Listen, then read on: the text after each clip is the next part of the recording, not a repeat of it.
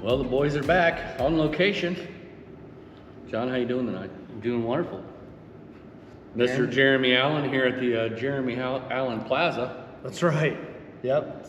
What are we calling this facility? No name yet. Okay. It's undecided. We're out in New Pal, Indiana. As you can see behind us, we got a couple sims, and we'll kind of go through a video tour of the facility. But Jeremy Allen, in our previous YouTube and podcast session, had did my lesson, and tonight we were out here with Jeremy again. Bless us, and got Steve in there, and I'll let Steve kind of open it up. But I mean, really, let's get in and see what Jeremy's all about, because I didn't really have time to ask him questions about his background, where he came from, how he got involved in golf, and what he's doing now. So, Jeremy, like, what's the, let's say, 5-minute overview of Jeremy Allen, and where you started at and what got you to here? All right. So, well, you just did a podcast with Matt Blair with Bubba. Yep. So I worked with Bubba in high school and as an intern in college at Michigan City Municipal Golf Courses. So that's where I got to know Bubba. From there, I went to what was Tri-State University at the time, now Trine University. Went there for golf management, played golf all 4 years. Then moved to Indianapolis, working at Broadmoor Country Club with Jason LePage. From there, moved to Florida, to Fort Myers, Florida. Worked for Scott Schroeder. So those from Indiana, he played at Ball State, worked at Heartland Crossing, and worked with Jack Barber at Meridian Hills. Does he have a son named Zach Schroeder? He does not. Okay, it's not the same one. Not the same one. Okay. So then Scott really kind of took me under his wing down in Florida at Fort Myers, and then he took me up to Cashers, North Carolina, where we opened up a brand new golf course called Mountaintop Golf and Lake Club. Lucky enough, that was the best brand new private course in the country in 2008. And Scott was just like, got to throw this in there. Scott was just named Georgia PGA Professional of the Year. Oh, wow. Cool. At Atlanta Country Club. So hats off to him. He's my role model. He's something else. From there, got my own gig, opening up another brand new golf course in Lancaster, South Carolina, called Edgewater Golf Club. Brought Fuzzy Zeller on board to be our spokesperson. So that was a ton of fun. So opened up 2 brand new golf courses, which was pretty unique. Then decided to move back to Indiana, get married, do that whole thing, and that has worked out great. Still married. She's still happy? She didn't mind that you got all this stuff going on? To be determined. we need to get some people out here to visit me in New Pal, and then it'll be all good. That's for sure. But then worked at West Chase Golf Club and Golf Club of Indiana. From there, got out a little bit. Now back in full-time teaching at what was Golf School of Indiana, now Elevation Golf. And then they've been nice enough. I have kind of this own thing out here in New Pal, trying to help out Hancock County, but with Elevation at Prairie View Golf Club, and then at Hickory Stick down on the south side. So kind of split the difference. So what was it like what was your role when you were opening up new golf courses? So I was an assistant golf professional at Mountaintop Golf and Lake Club, which it was like going to Disney World every day.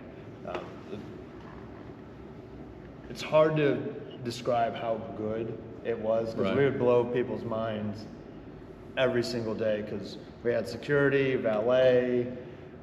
As a golf professional, you weren't allowed inside what we called the member shop. You're only allowed to be outside at cart staging, on the range, driving the golf course, and starting people. Everybody was mic'd up, had earpieces. I mean, everybody looked like they were in Secret Service. And you would do anything these people wanted. I mean, it was totally next level. I mean, there was some money at that club. There was a little bit of money. Before you teed off, you had already submitted $1.3 million for the cheapest lot at $300,000, and then $1 million home. Yeah, no big deal for. And they called those cabins. Yeah. So those weren't houses; those were the cabins. Gotcha. So there's a little bit of money Yep. there. So it was pretty neat. That's awesome. It's really hard to find bad golf in the Carolinas. anyway, but that's definitely that's definitely next level. Yeah, and in that same town, there's a place called Wade Hampton Golf Club, which it's always, I don't know how many years in a row, it's been the #1 residential course in the country. Really? So that Tom Fazio did that one, then did Mountaintop 20 years later with newer technology, sub-air systems and all those fun things. Okay, so they put, yeah, I mean, they're putting money in. I mean, that's what the Masters did, right? They Yeah, put sub-air systems. sub-air. Yeah.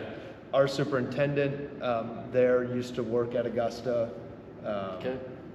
It was pretty amazing. We get some pretty good stories because he'd go back to Augusta every single year, and he would be a head superintendent on one green, or a green. Yeah, Gary on the course. Yeah, and so he would have a staff of like 12 guys. So Wow. just imagine that there's that many people taking care of one green in the surrounding area. So it was pretty neat. Yeah. You know, a side note to all this is the fact that I went ahead and I called Augusta. Yeah. And I told them that I was a member at Hillview and that John was a member at Hewlin, and apparently there's no reciprocal. I was a little shocked by that. Likewise. But hey, you know, whatever. Fast That's how they want to greens, be. I mean, Yeah. undulating, I mean, What- very similar. What What would would you go out there and get the course record right off the bat too? That'd be kind of sad for. I mean, amateur. it'd be in a scramble, but you know, let's be honest. Amateur.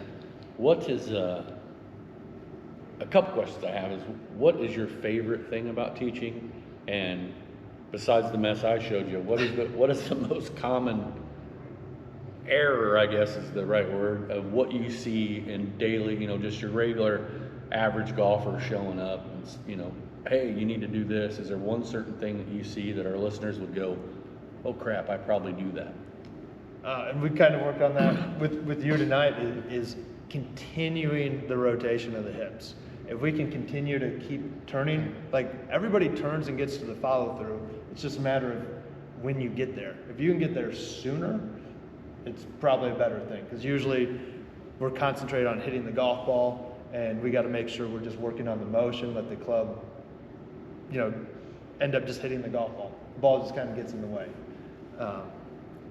That, and then a lot of people like to use more of their left side and kind of pull back with the left shoulder, left elbow, kind of chicken winging it on the way through.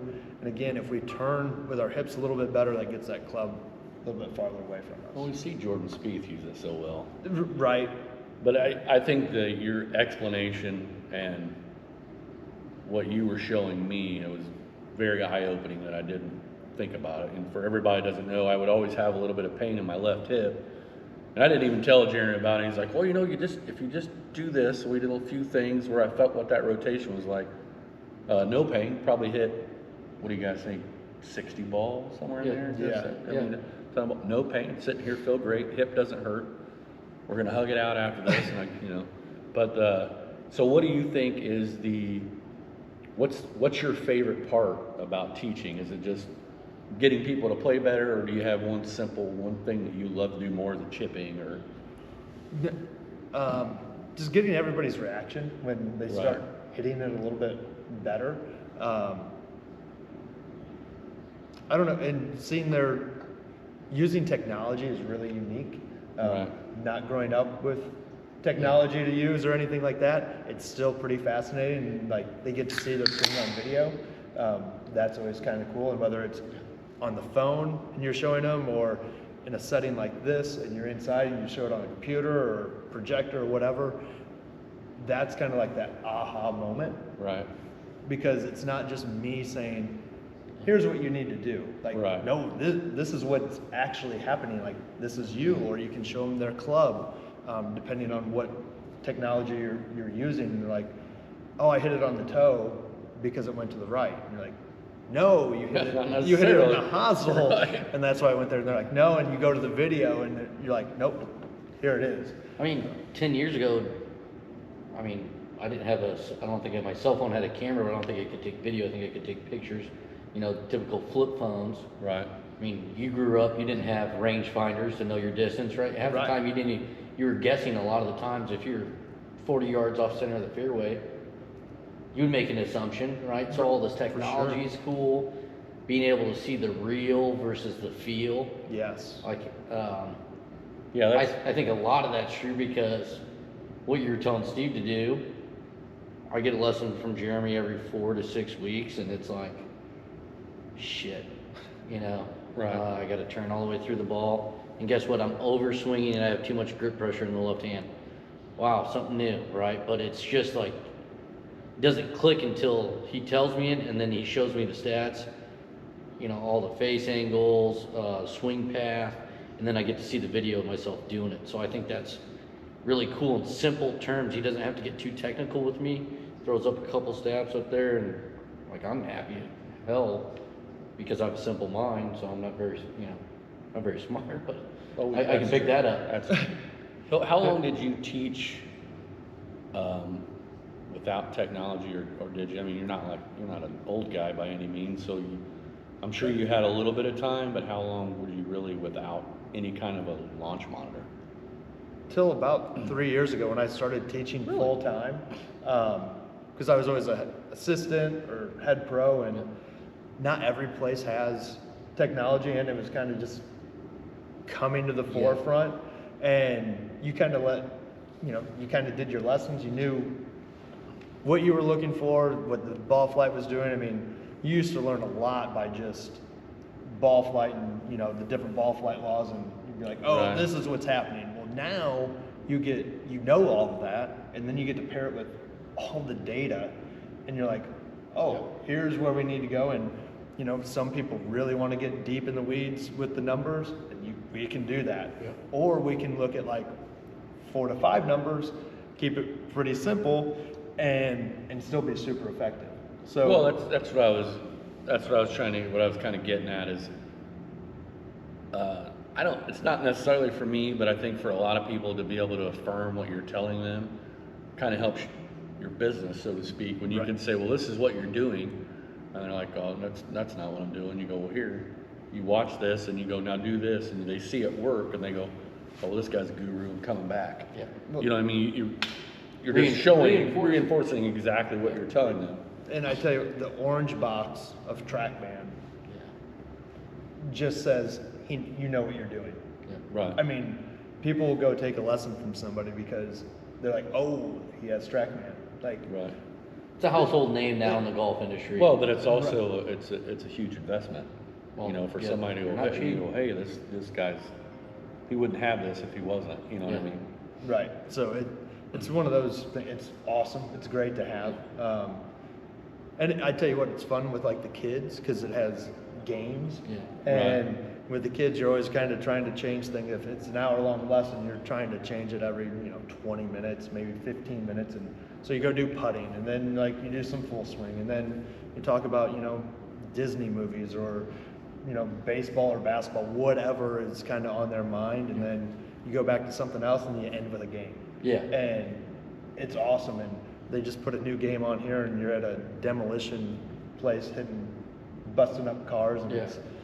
You got to keep them crazy. engaged, right? I Right. mean, Steve and I do a lot of, I guess we're trying to get involved in how to get, we had First Tee of Indiana on, trying to get, Right. golf Get clubs in juniors kids' involved. hands and keep them fun. We had Maple Hill Golf, and they have a big program. Huge junior program. So up I there. think that you invest in this technology, which you've done, do any, like, so how about this? Like, do you do kids camps? Like, do you work with youth, or are you strictly adults, or what's your limit, or No, how so does that look like? So the purpose of this building that we're in right now, one is for my kids to be able to play basketball and Practice. practice golf, but then also to try and help out Hancock County as a whole. Golf in Hancock County isn't nearly as good as Hamilton County or Johnson County. So I mean, I'm used to working with Center Grove kids, Carmel, Westfield, Zionsville, Noblesville, Fishers, HSC. Right. It's a totally different ball game over here. Correct. New Pal girls made it to state this past year, That's which was sweet. awesome. I think they finished like 13th, which is great. Yeah. But yeah, we do junior camps Okay. here. So Monday and Wednesdays from 6 until 9 o'clock, we got 2 different sessions. Those are high school kids. Okay. So, which has been fun because I've run those programs I'm in charge down at Hickory Stick, so we run those with like Center Grove, Roncalli, and New Whiteland down there. So we run the exact same program. We keep track of all their stats from the beginning to the end. We just finished up down at Hickory Stick yesterday, so went over all their stats, and this was our second year down there, so I got to compare with all the kids that came back, which was You fun can to see save them all that grow. data through the TrackMan software. You can do it. I also have an Excel sheet because they're kind of responsible for filling out the paperwork, Yep. and then I upload it and Yep. do way too much stuff on the back end. Yeah. But then on Saturday, every other Saturday afternoon, so next Saturday or tomorrow, have 6 kids coming here for middle school Okay, even better. training. So Yeah. again, it's just to give them a place to practice, something new. Place is still not under construction, but all the technology's here and ready to go and make us better. It's just kind of the finer touches, but Yeah. the putting greens we have are just from Birdie Ball, if you've ever heard of them, and I've been super impressed. I know the kids have been really, really, really impressed with the way the ball rolls and kind of the stuff we're able to do on them. So it's been fun. It's been a good time. Well, whether even like you said about the games, adults like to play those whether they want to admit it or not. Like you told me, we need to start it right at this, or if your numbers were in between this and this, it's a different kind of game, but it's the same thing that we're trying to achieve a certain goal. And I think that's awesome. Me and John have been looking to find ways to get with people to get juniors more involved in golf, and it's awesome that you're doing that down here, and maybe we can do something to help you out in that program. And Yeah. I think, just throwing this out there, just kind of stealing some of First Tee, if you have any kids that know about the program that can't get into the program, I think Steve and I would love to sponsor some kids that helps pay the cost of coming, or try to come up with some ride share program or something to help out kids in this area, because it is true. I mean, you go out to like I'm thinking out east, I don't know a lot of the courses out here, but Royal Highlands. well, you're talking about, man, you got Whispering Pines right up the street. I mean, right. I played there. I can't tell you how many times I played there. But if you ever get parents that reach out and ask, like their first question is like, how much does this cost? And they're like, oh, that's a little too much. Be like, hey, like we might have a resource for you, and I think that might be a good partnership, because a lot of the events that we're trying to run, we're trying to find ways on top of obviously giving first place, second place, third place some money. Yeah.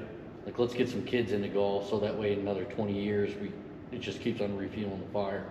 Yeah, because we've talked about this in several episodes, where you get people that a lot of these golf courses just want to get butts and seats and carts and fairways, and it's hard for juniors to get out on there. And I know I've personally been at Hickory Stick when I was walking the course and I had a group come up behind me, and they were upset at the pace of play, not so much at me, but the group in front of me. And the group in front of me was, I don't know if it was a teacher, if it was just a father and son, but he was getting maybe 150 yards out, letting him play up there. And I'm like, we've all been, the first time we dropped the ball in a fairway, we just need to settle down a little bit. I'm staying ahead of you and I'm walking, and you're a foursome. Yeah. There's a problem anyway with that, but you just Steve don't doesn't see walk it. that fast. But you don't see it. It's rare that you see kids out on the golf course, and that's another thing we were looking at, is programs where kids can get out there, and whether they playing 9 holes, or maybe it's little 3 holes, and then they're off the course, whatever, something like that, because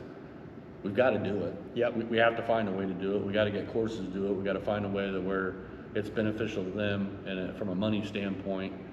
But we just, you have to do it. In my mind, it just has to be done, or you're losing your client base if you don't. Right. Well, and I think a lot of more courses, Hillview for sure, Hickory Stick now, they're adding the whole restaurant element, so that kids can go out and play, and the parents can stay and have food and drinks. And so there's another source of revenue. So it's like, okay, maybe I'll take a little longer on the course, but your parents are, They don't need a babysitter, right? Right. Hey, have a great steak dinner. Yeah. Have a cocktail. Well, and they get to learn golf. The fact that they have, it seems like a really good new ownership group. My buddy Brad Allen's the superintendent out there, Yeah. and Brad is I can't talk him up enough for what he did at Heartland Crossing, and to know he's out there, I can't wait to see as he goes through the years and does stuff. You're out there. Yep. You seem like an okay guy. We're still kind of holding back on that, but Understood. I think that they've got something out there, and I think that it's going to grow out there, and to know that they're doing stuff with juniors it's a pretty big deal, because you don't see it there. I mean, I know that I don't know if you know Chris Clemens. That's Yeah. out, Yep. We went to college Chris, together. Yeah, for a Chris year. does a really good job out at Winding River. He's Yep. probably the Sure first does. guy I've ever talked to that's really invested a lot in juniors at Winding River. Yeah. For sure. But to bring it back to your teaching a little bit and your setup out here, so what's the goal you do with the juniors? Is it you just bring them in here and let them chip, let them do some game, kind of let them run amok a little bit, and just kind of isolate the training a little bit? So they are given a sheet every day with 6 to 9, usually 6 to 9 drills. There's always like 3 putting drills. So we have gates that you putt through. They do that every single time. We also do 3-footers every single time. It's just depends if I want them to make 25 of them or 50 of them. And again, we keep track, or they keep track. So one day, maybe they make 53 out of, take them 53 tries to make 50 putts. Other days it might be 67. But we, chart that progress. And then we find out like, okay, maybe that was just an off day. But we do speed drills because the putting greens are like 22 feet long. So we help on that. Ladder drills. We got different chipping areas, short chip, longer chip or pitch shot. Yeah. I'll put up boards, which they totally hate, that make them so they can't blade a shot into the net. It has to go up and over. I'm probably going to need one of those. So we do that. We do speed training with speed sticks. We log those speeds. And then we got TrackMan on one side, and then we have through Unicore with GS Pro. So they have a really cool thing that they actually do on the golf course called Operation 36. Yes, I've heard about that. Yeah, Hillview does it. So there's 10 levels. The goal is to shoot 36 or better on every level. So you start off at 25 yards, and they're all par fours, all the way through the entire thing. So start off at 25 yards, and then 50 and 100, and you keep moving back. So that's been really fun to do. The fact on the short one, because we kind of eliminate putting, because putting on the simulator is It's a little difficult, right? Questionable. slightly difficult. So, and again, we want to get the kids to hit good golf shots into the greens. So we can do the putting on the side. Yep. But if you hit a good golf shot on the green and it's saying you're 1 putting or 2 putting, great. But we can get through the first one in 5 to 8 minutes. Yeah. Well, level 1, you actually have to go out and walk 9 holes. Even if you're just playing 25 yards, you're still walking the whole course, so you're an hour and a half, 2 hours in. Here, we can get through 2 levels, maybe 3 levels, in less than an hour, and there's different courses to do it on, so it really keeps the kids' attention. Yeah. Not only that, after they do like 2 courses and you've only spent 15 minutes, you'll see that their attention span is like gone. Oh yeah. I mean, And you're just on the second level and they're cruising along, they're 5 under par, and they get to this 8th hole, and this 8th hole happens to have water left. Yeah, very And cool. all of a sudden we hit a bad shot and the wheels come off. Huh. And you're like, whoa, like what just happened? How did we hit 7 amazing shots and now all of a sudden we're like, I don't know how to hit a golf ball again. And we go to hole 9 and we're still a mess and we miss it by Right. 1. And we're like, okay, well, we'll try again later. But it's really interesting to see like the psychological part when it's happening really fast and you're just cruising. I think that's the important thing about Steve and I's journey on this podcast is documenting a lot of the mental breakdowns because I know Steve and I have many times have started off very hot, right. and then all of a sudden we hit one of those, whoops, there's a little bit of heel. For me, it's a lot of toe. and then next thing you know, it's downhill. Mine's kind of more shaft, but I get it. I go straight to I would just want to find the beer cart or their nurse's station, as I like to call it, and get refueled. But as an older person that 35, I didn't have technology. First time I saw it at Matt Blair's, I was like, oh, this is awesome. Like, I'm going to live here. And I did, got the membership plan. I think kids really relate with like having, I wouldn't say a video game atmosphere, but It's that feel. It's that digital new age. And you can, like, I did the combine program on the track, man. I did the targets where you got, they had a train going through the one. You got to hit over obstacles. I think that gets people involved. So what, before we get more into you and your golf, because I'm interested to see how much you really get out and play, but what would be your goal with what you're doing here? Is it going to be expanding and the need for another bay to hit in, or getting more kids out here? What's your say 5-year plan for what you're doing now, or even there yet? Yeah, so goal would be to have more kids participate, not just New Pal, but I do have a couple middle school kids from like Mount Vernon. Okay. Would love to have some from Greenfield and things of that nature, or even from Warren and Triton's right down the road. Little 5 mile radius outside. Just let them know there's an option. Yeah. And kid friendly to come and play. I do have a Mevo as well. I actually have netting to be able to hang up for kind of a third bay, and we would get different data off of that. So we have all the technology, which is pretty amazing. You just need the people to kind of make it happen. Come and use it. Right. A lot of that's probably awareness too, is just making sure people know, like, hey, if your kid or teenager or whatever has an interest in the game of golf in this region, like, you have an option right in your back door. That doesn't take you any time to get to. It's kid friendly. Jeremy's got 2 kids, ages 8 and 10, 2 boys. 2 boys. They're into all kinds of sports. They're into golf, basketball, everything else. Like, he's nice to me. I'm sure he's even nicer to his own kids, because I cuss at myself. So like, I think it's a really awesome opportunity. And if you know anybody and you're out in this, I call it east side of Indianapolis, like, there's an avenue. It's affordable. If you can't afford it, I think Steve and I would be willing to do some work to make sure that would get paid for through some of our sponsorships and some of our fundraising activities that we like to do. What else? Well, I'm curious to, how long do you stay out here at night, or do you at all? Or is this just you like, oh man, I'm done? Or are you out here, a couple 200 balls, got to maybe have a couple beers and hitting shots, doing the combines? And Man, I wish. I tell you what. So I'm out here on Mondays and Wednesday nights with the kids. I try and have like a lesson before, because I'm usually at Prairie View during the day on Mondays and Wednesdays. I didn't think about it. A lot of driving. So then I travel from there, get back here, get set up, because I like to have my oldest likes to shoot baskets, so gotta clear the area for him to be able to shoot, and then set up. Usually have a lesson either at 4 or 5, and then training starts at 6 with the high school kids.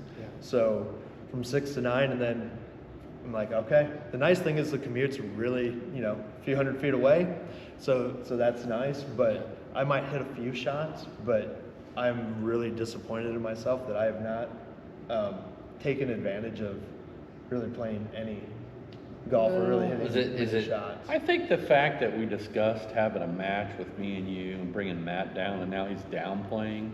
Well, I don't get to play very often. I'm pretty busy. I see how it is. Gonna need a few aside on this. Married, 2 kids, 3 locations to give lessons and teaching and instruction.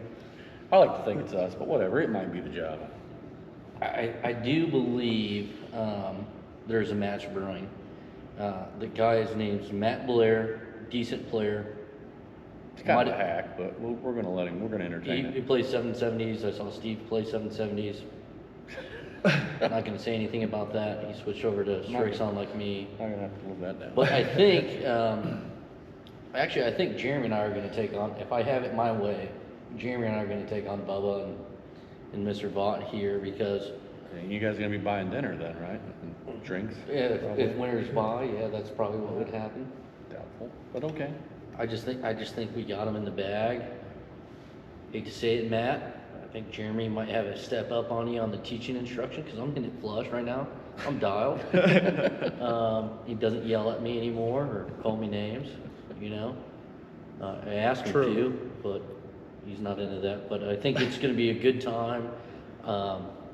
We'll get Matt down here for that. You'll see a video tour of the whole facility with Jeremy, what he's got going on here.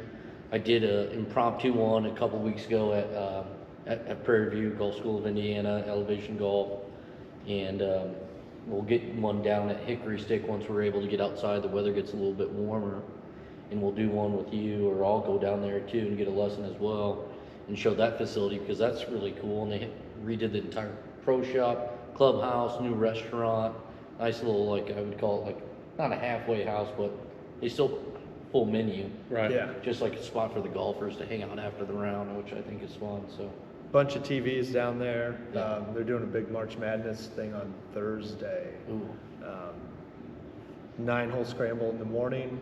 And then I think it's a buffet in that following golf. Brad Allen said nothing to me. Now I'm gonna, man. And then during all that, they're going to do a closest to the flex competition on the simulator. I like that.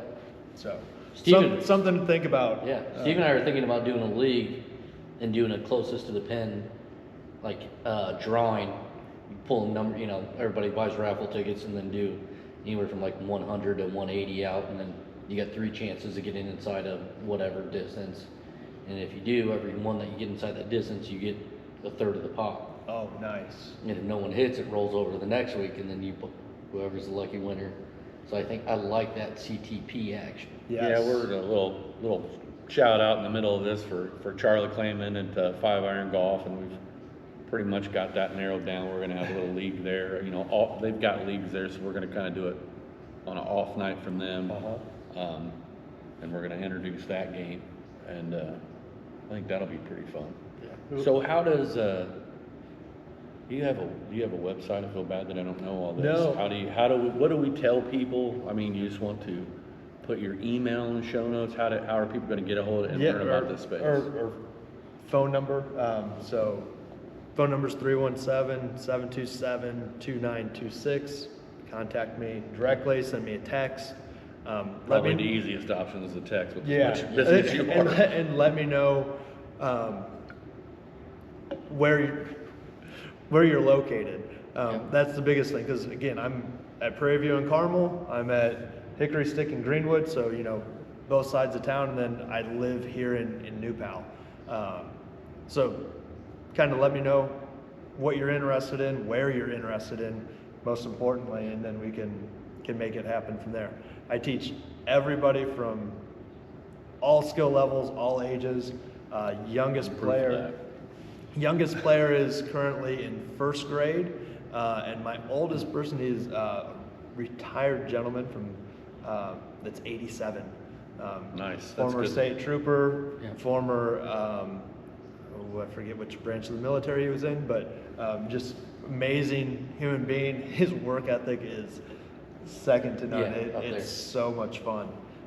But I've worked with a young lady that was on the what used to be or the Futures Tour, college players, beginners, all Yeah. over the map. So come one, come all. Yeah. Well, there you have it. Ladies and gentlemen, this may not be the last episodes of Two Dudes, One Part, since now John's held this away from me, and I'm hitting the ball better than I have in a long time, and I've only been here for a couple hours with Jeremy. We'll need to work on this relationship. But I'd like to thank you all for joining us tonight, and John will post this up. I'll post up the podcast, Yep. and John's going to do a little bit of video, and you'll hear us next time. Yeah. Have Stay any tuned. questions? Get a hold of Jeremy. His number, email will all be in the cliff notes. Show notes. Show notes, clip Whatever. notes, hooked on phonics, we'll get there.